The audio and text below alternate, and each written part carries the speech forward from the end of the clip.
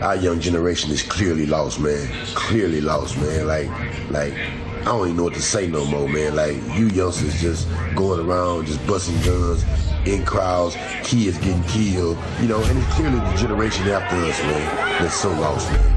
You know, man, I came into Houston and the nigga told me, yeah, Floyd, that young nigga the truth, man, right there, because he could bust a gun. Man, I knew it was crazy then, a nigga my age saying this here, man, you know what I'm saying? They condoning this shit, bro, you know what I'm saying? And like, half them young niggas shooting them guns, go home and they knees shaking at night, but they don't show it to nobody because, you know, they ain't tough then. Hey, man, come on home, man. One day it's gonna be you and God. You going up or you going down. You know what I'm saying?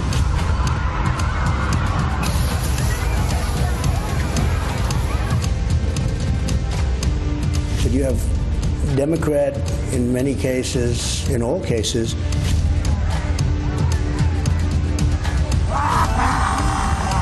Get him, get in the car. Mama. Get up. The United States are strong enough.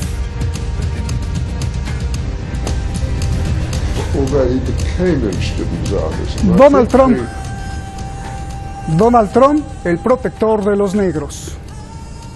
El mundo se parece cada vez más al país de nunca jamás.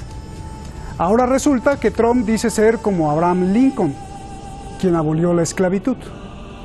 En esta novela de locura, los demócratas y los militares pues tampoco se quedan atrás. Ahora resulta también que el Pentágono repudia el uso de la fuerza y el Partido Demócrata es la opción de paz e igualdad. Bueno, es lo que cada quien dice. Pero más allá de creerles o no, que eso es lo que menos importa, hay violencia en las calles, hay racismo. Y la pregunta es, ¿el caos que vemos en Estados Unidos es importado por el poder oscuro que regula el mundo? ¿O será exportado hacia el mundo? Eso sí que urge contestar. Soy Roberto de la Madrid y esto, Detrás de la Razón.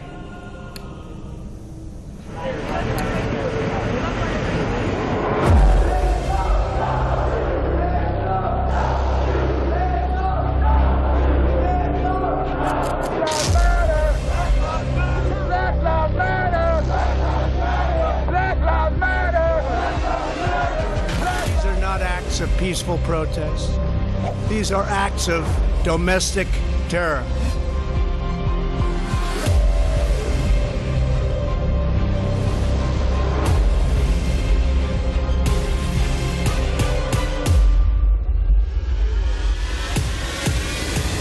I am mobilizing all available federal resources, civilian and military, to stop the rioting and looting, to end the destruction and arson, and to protect the rights of law-abiding Americans.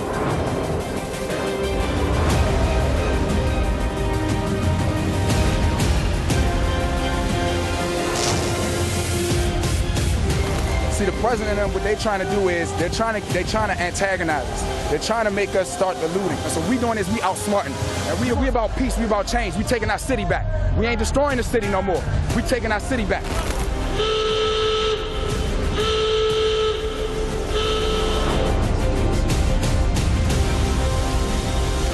I've always believed and continue to believe that the National Guard is best suited for performing domestic support to civil authorities in these situations in support of local law enforcement.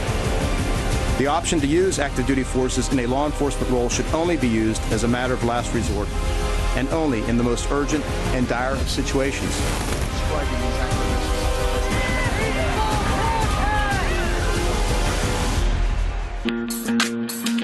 Donald Trump asegura que ningún presidente en la historia de Estados Unidos, con la excepción de Abraham Lincoln, que abolió la esclavitud, ha hecho más que él para las comunidades afroamericanas, especialmente en el espectro económico. Estadísticamente, la comunidad afroamericana sí está en mejores condiciones que hace una década. Pero técnicamente, Trump estaría mintiendo, porque la mejoría comenzó y se consolidó durante los 2 mandatos de la administración Barack Obama. Eso incluye datos de desempleo, pobreza y criminalidad, que registraron en 2019 bajos históricos. Claro está que la crisis del coronavirus ha frenado el ritmo continuista de mejorías.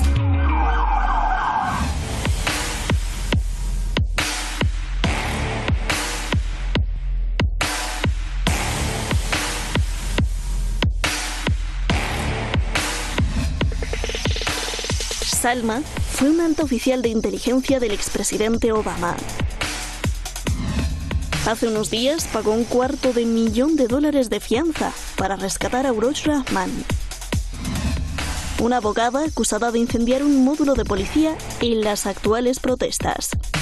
Salma tiene nexos con grupos anti-Israel y sus estudios fueron pagados por la familia de George Soros. Ahí se la ponemos ahí como semillita o cereza del pastel. Gracias al equipo detrás de La Razón y más que nadie, a usted, que nos ve. Y por eso hoy le tenemos un gran regalo, 2 analistas de lujo, expertos en muchas cosas, claro, como debe ser, con opiniones diferentes. Académico dedicado e investigador de los poderes que jalan las cuerdas de los seres humanos, el periodista Jorge Luis Santa Cruz. Muchísimas gracias. Y mi gran compañero de lucha por la conciencia, activista del pensamiento, así lo defino yo, y también analista de las corrientes con las que pues nos quieren engañar y manipular. Usted lo conoce muy bien, es Iñaki Gil de San Vicente. Gracias a los dos. Buenas noches aquí en Teherán. Ayúdenme, por favor, me dan muy poco tiempo y hay tantas dudas, así que les pido su ayuda. Jorge, comienzo contigo. A ver, o sea que Donald Trump y Abraham Lincoln son los mejores presidentes de Estados Unidos. Iñaki, lejos de la loca comparación que hizo Donald Trump, o no sé si loca, pues ¿acaso los demócratas han protegido a los negros? ¿Demócratas y republicanos eliminaron el racismo? A ver, explícanos, Iñaki. Buenos días. Bueno, antes de pasar a esa explicación, yo creo que hay que decir una cuestión, y es que Lincoln, el presidente Lincoln, no quiso liberar a los negros. Hay declaraciones suyas muy claras al comienzo de la guerra de que no, su objetivo no era liberar a los negros. Solamente cuando vio que la guerra se prolongaba y que necesitaba carne de cañón y necesitaba pues 100.000 o 200.000 o más tropas nuevas que fueran carne de cañón, solamente entonces, y después de un debate muy fuerte dentro de la prensa de la Unión, solamente entonces aceptó la liberación de los negros, ¿no? Yo creo que eso es una cosa que hay que decir muy clara. Mientras que ya una vez en el presente lo que está sucediendo es lo que ocurre en un estado como Estados Unidos, donde tienen multitud de oficinas secretas, multitud de grupos de estudio, multitud de lobbies socioeconómicos y políticos que planifican y que analizan en tiempo real cómo pueden utilizar la televisión, cómo pueden utilizar una serie de las redes sociales, cómo pueden utilizar las iglesias, etcétera, para ir sacando beneficios, ir preparando condiciones para las siguientes elecciones, ¿no? Eso está sucediendo en estos momentos en Estados Unidos, ¿no? Pero está sucediendo sobre un fondo de descomposición social, sobre un fondo de tensión social creciente, de empobrecimiento, de enfermedad, de muertes por el coronavirus, etcétera. Se habla ya oficialmente de 110.000 muertos, ¿no? Pero estadísticas mucho más serias, mucho más rigurosas, que están trascendiendo, hablan ya de alrededor de 150.000, de un poco más de 150.000 muertos, ¿no? Bueno, estaríamos dentro del ámbito de lo que Donald Trump dijo que aceptaría. Donald Trump dijo que aceptaría la muerte de 200.000 norteamericanos, ¿no? Sobre ese fondo, y voy concluyendo, sobre ese fondo de descomposición social múltiple, multilateral, que está llevando por primera vez en la historia de las rebeliones de la población afroamericana, está llevando a la participación creciente de juventud blanca empobrecida y desesperada como consecuencia de los cambios sociales, la desestructuración social. Sobre ese fondo, los aparatos de manipulación del Partido Demócrata y del Partido Republicano están interviniendo masivamente, sobre todo a partir del tercer día de la revuelta. Son diversos niveles del problema que nos requieren análisis precisos de cada uno de ellos. Digo, y concluyo, sobre un fondo central. El fondo central es la descomposición del capitalismo norteamericano. Perfecto, ya tenemos a Jorge Luis. Jorge Luis, si puedes acabar rápido porque tengo muchas más preguntas con lo que estabas diciendo. Te escucho, por favor. no lo tenemos. Bueno, pues ya ves. Iñaki, sigo contigo. A ver, explícame esta ecuación. Trump quiere el poder militar en las calles y el poder militar, el Pentágono, no quiere ir a las calles. Muy sencillo, por dos razones. Una, porque el poder militar lleva mucho tiempo enfrentándose con la locura y con la perspectiva estratégica de la administración de Donald Trump. Lo hemos comentado muchas veces, que el Pentágono ha parado los pies muchas veces a Donald Trump por sus afanes de ir a la guerra directamente contra Irán, de ir a la guerra contra otros pueblos, etcétera. Y por razones diferentes, el poder militar, porque no está preparado, tiene dificultades en las guerras irregulares, ve el panorama muy difícil, etcétera, le está parando los pies. Esa es una de las razones. Pero otra razón es que el poder militar se está acercando paulatinamente a la concepción del Partido Demócrata.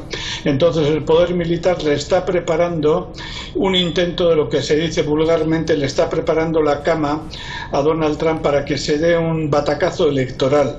Esta segunda cuestión no la debemos olvidar en ningún momento, porque no solamente le paran los pies en el contexto internacional y mundial, sino que internamente, cada vez que el poder militar le para los pies a Donald Trump, el Partido Demócrata se siente un poco legitimado en sus aspiraciones a la Casa Blanca, ¿no? En el fondo, ¿qué hay aquí de lucha? Hay una cuestión. El Partido Demócrata no va a salir en defensa ni de los negros, ni de los afroamericanos, ni de los latinos, ni de las naciones indias, ni de los trabajadores blancos. El Partido Demócrata está jugando, como lo dijimos la otra vez, está jugando con la política del palo y la zanahoria. Dentro de esta política, y concluyo, Biden, que es el candidato del Partido Demócrata, lo ha dicho muy claro. Su alternativa es enseñar a los policías que no disparen a la cabeza de los manifestantes, sino que solamente disparen a las piernas. Esta es la alternativa dominante del Partido Demócrata. Pues nos las pones muy oscura. Jorge, a ver, si puedes acabar con lo que estabas diciendo, porque ya vamos adelantados, para hacerte la siguiente pregunta. Jorge, por favor. Sí, claro, espero que ahora sí me escuches. Ofrezco disculpas por estas cuestiones técnicas. A ver, decía que efectivamente Donald Trump es un racista, que de ninguna manera ha sido un presidente que ha visto por la población afroamericana. Sin embargo, y en razón del tiempo, abrevio. Descarto, aunque no exonero a Trump de las otras barbaridades que ha cometido, descarto que sea él el que haya generado o provocado la violencia. No pude escuchar lo que dijo Iñaki, pero mi posición, que se basa en inferencias lógicas, es la siguiente. A Trump no le conviene que se incendie el país en año electoral por las siguientes razones. Su gestión ante la pandemia del COVID-19 ha sido deficiente. Estados Unidos ronda los 2 millones de contagios. Está por encima de los 100,000 muertos. El COVID-19 ha provocado cierre de empresas, un aumento del desempleo y por lo tanto de la pobreza. A Donald Trump, que le ha fallado la gestión del COVID-19, también le han fallado otros escenarios. Ha sido incapaz, por ejemplo, de frenar el abasto de combustible de Irán a Venezuela, y eso va en descrédito de su imagen, que procura la reelección. Y por otro lado, a Donald Trump se le ha complicado la gestión de Hong Kong. El 28 de mayo pasado, la Asamblea Popular Nacional de China de plano incorporó en su legislación de seguridad nacional a la antigua colonia británica. 2 días después, Trump abandonó la Organización Mundial de Comercio y amenazó con retirar el estatus privilegiado a Hong Kong. Entonces, La imagen de Trump en el exterior es débil y la imagen de Trump en el interior es que se le está escapando el control del país.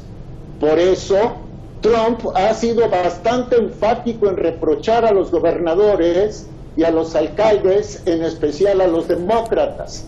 Me refiero a Bill de Blasio, alcalde de Nueva York, y a Andrew Cuomo, el gobernador de ese estado.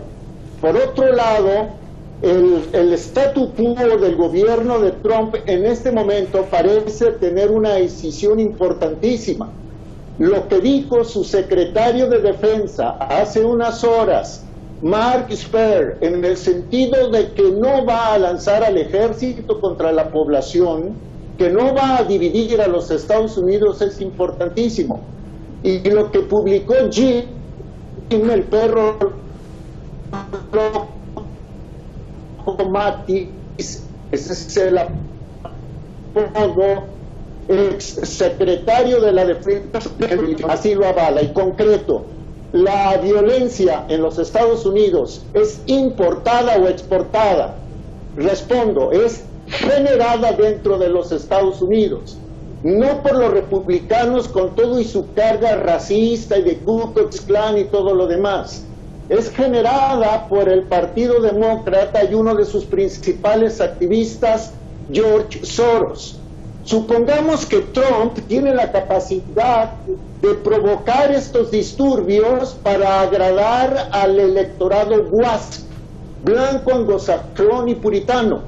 Pero el propio Trump, Roberto, y con esto concluyo, no tiene el poder de generar las reverberaciones internacionales, poder que sí tiene en cambio George Soros. Entonces, atribuyo a Soros y aparte del Estado profundo demócrata lo que está pasando en decenas de ciudades de los Estados Unidos y en otras varias partes del mundo. Roberto. Bien. A ver, Iñaki, pues aquí entonces viene la gran pregunta, porque ya ni te pregunto, Jorge Luis, tocaste ya varias respuestas que quería hacerte.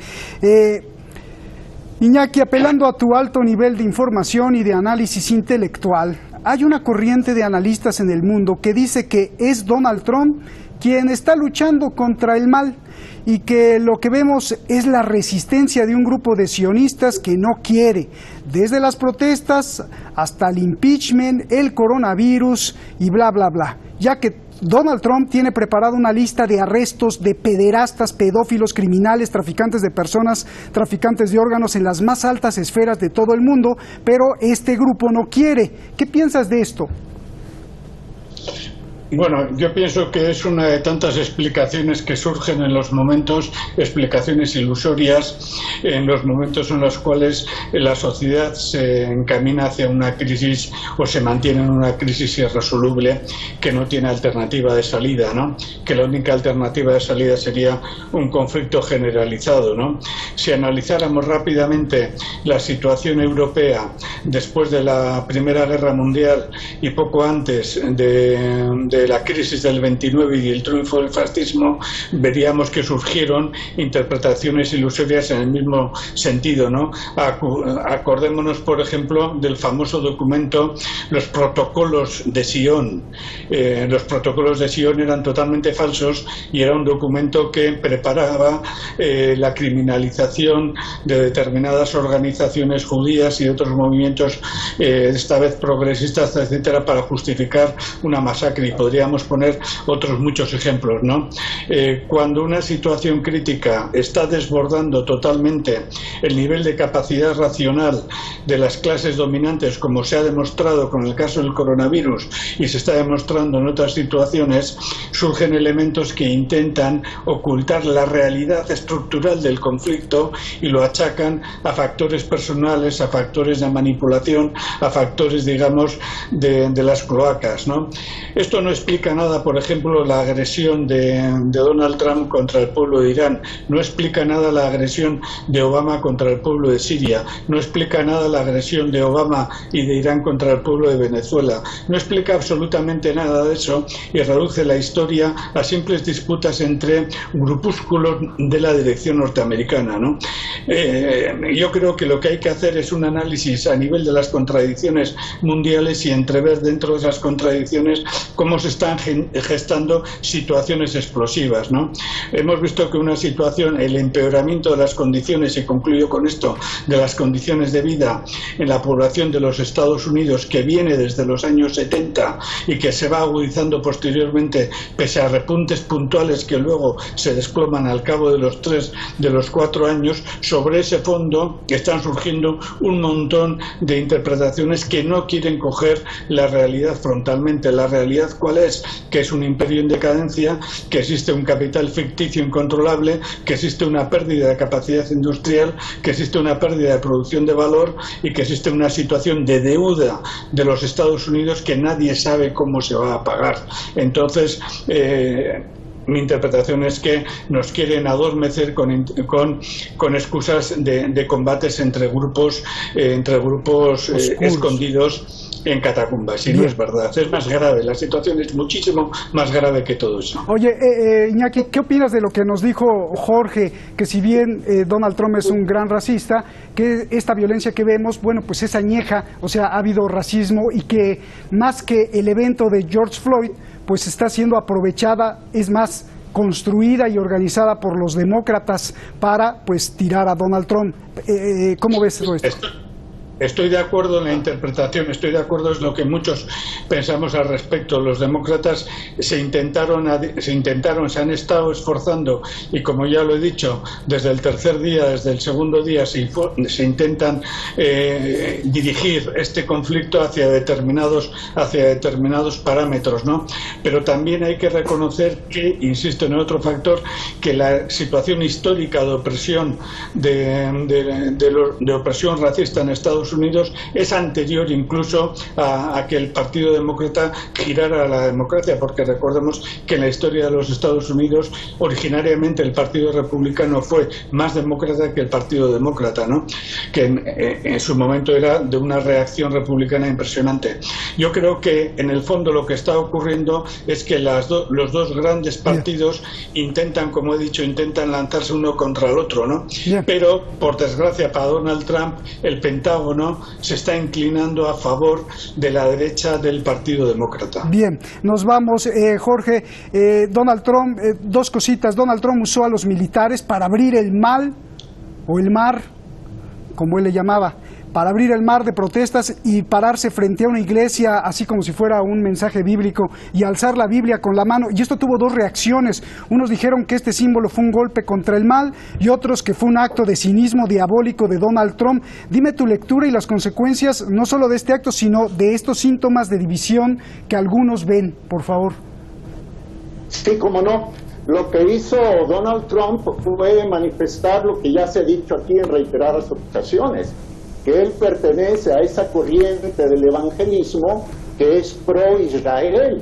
De eso no cabe la menor duda.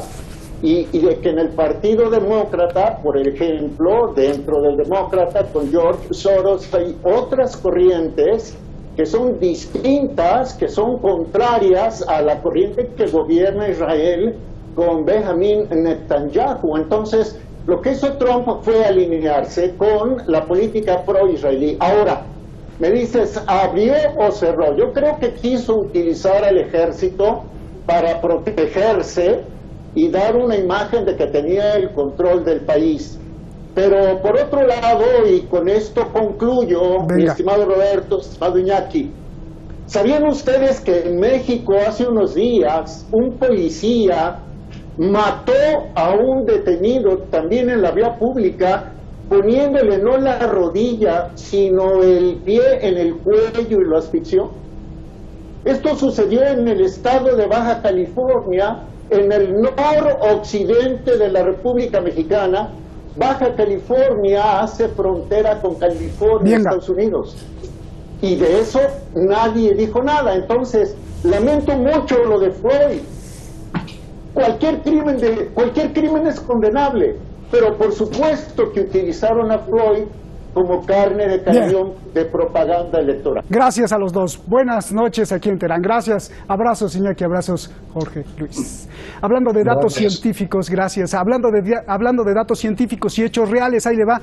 A 5 meses de que inició la epidemia del coronavirus, los científicos nos dicen que el cataclismo ha sido tan grande que se puede medir en otras esferas. Aunque ya le habíamos mostrado aquí las imágenes de los satélites del cielo limpiecito en las ciudades más contaminadas de China y Estados Unidos, hoy tenemos el dato de que usted puede elegir cualquier momento de la historia humana y nada se compara a la gran limpieza que se ha hecho hoy. Ni la Gran Depresión, ni la Segunda Guerra Mundial, ni la crisis económica del 2009 han frenado tanto la producción de contaminantes como el coronavirus. Estamos hablando de más de 2 gigatones de dióxido de carbono, 2.6 mil millones de toneladas métricas menos de dióxido de carbono en los pulmones de la Tierra. En estos meses se ha dejado de contaminar el planeta como nunca antes en la vida. Y aquí viene la gran pregunta que muchos se hacen. Haya sido una arma o una mutación natural, no importa. La pregunta es, ¿podría esto ser una advertencia de la Madre Tierra a los seres humanos? ¿O me dejan respirar o los mato? No olvidar que de esta tierra comemos todos. Buenas noches.